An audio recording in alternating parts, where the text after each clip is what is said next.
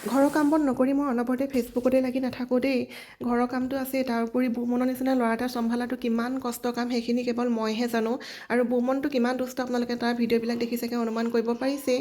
আৰু ঘৰৰ কামৰ উপৰি মোৰ বজাৰ সমাৰ দায়িত্ব বহুত, আৰু ভিডিঅ' এটা মোৰ ভইচ অভাৰ কৰোঁতেও বহুত প্ৰব্লেম হয়। এতিয়াও চাগে আপোনালোকে ভইচ অভাৰ দিওঁতে বুমনৰ মাতটো শুনিয়ে থাকিব, সি বহুত ডিষ্টাৰ্ব কৰে কিবা এটা কৰাৰ সময়ত। আৰু বাৰু আজি ভিডিঅ'টো আৰম্ভ কৰিছোঁ দেই।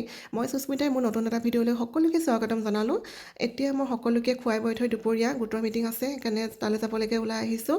আৰু আজি গোটৰ মিটিং আছে আমাৰ মানে শহুৰ দেউতাৰ পুৰণি ঘৰখন। এয়া হৈছে মোৰ শহুৰ দেউতাৰ পুৰণি ঘৰখন। তেওঁলোক ইয়াতেই থাকি যোৱা, মোৰ মানুহজনো ইয়াতেই ডাঙৰ হোৱা।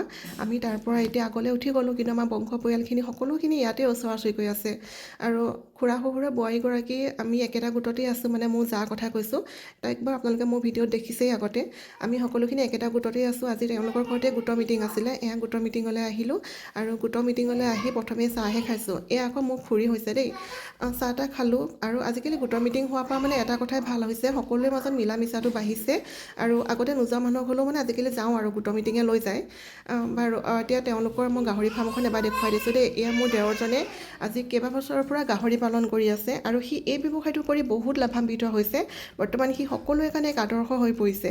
আৰু তাৰ বৰ্তমান 5জনী গাহৰি, এজনী গাভিনী হৈ আছে, 25টামান গাহৰি পোৱালি আছে। এইখিনি বিকিও সি যথেষ্ট উপাৰ্জন কৰিব। আৰু এতিয়াও বহুত আছে নহয় নিবনুৱা যুৱক যুৱতী, যিসকলে চাকৰি আশাত থাকে। তেওঁলোকক উদ্দেশ্যি কৈছোঁ যে চাকৰি আশাত থকাতকৈ এনেধৰণে পশুপালন কৰিও কিন্তু এটা ভাল ইনকম কৰিব পাৰি। কাৰণ আমাৰ চকুৰ আগতে দেখি আছোঁ মোৰ দেৱৰজনে যথেষ্ট ইনকমো কৰিছে, লগতে প্ৰত্যেক বছৰে তাৰ ব্যৱসায়টো বাঢ়িহে গৈ আছে। এইবছৰতকৈ সিবছৰ সি মানে উন্নতি কৰি আছে। আৰু এতিয়া এয়া খুৰা শহুৰৰ ঘৰৰ পৰা এতিয়া আহিলোঁ। অহাৰ পিছত এতিয়া ডাইৰেক্ট একেবাৰে মই দেবেৰপা চাৰিআলি পালোঁহি। আমাৰ ঘৰৰ পৰা 2 কিলোমিটাৰ আগত দেবেৰপা চাৰিআলি আছে, তাতে অলপমান বজাৰ কৰিবলগীয়া আছিলে, ঘৰৰ ৰেচন পাতি। ৰেচন বজাৰ কৰি ল'লোঁ। লোৱাৰ পিছতে আকৌ এতিয়া শাক পাচলি ল'বৰ কাৰণে আহিলোঁ। আৰু এই শাক পাচলি বজাৰখনতে মোৰ খুব ভাল লাগে। শাক পাচলি বজাৰ কৰিলোঁ, কৰাৰ পিছত এতিয়া আকৌ গৈছোঁ হোটেল। কাৰণ বুমনহঁতলৈ যদি কিবা এটা নিনো নহয়, সিহঁতি মনটো বেয়া কৰি থাকে। ওলাই আহিলে মই নিবই লাগে আৰু সিহঁতলৈ কিবা এটা। এয়া সিহঁতৰ কাৰণে বজাৰ কৰি ল'লোঁ। এতিয়া আকৌ আহিলোঁ মাছৰ বজাৰলৈ। এই বজাৰখনত সোমাবলৈ যে মই বহুত বেয়া পাওঁ, ইমান গোন্ধাই নহয়, কিন্তু নগ'লেও নহয়, সেইকাৰণে এতিয়া মাছ লৈ ল'লোঁ।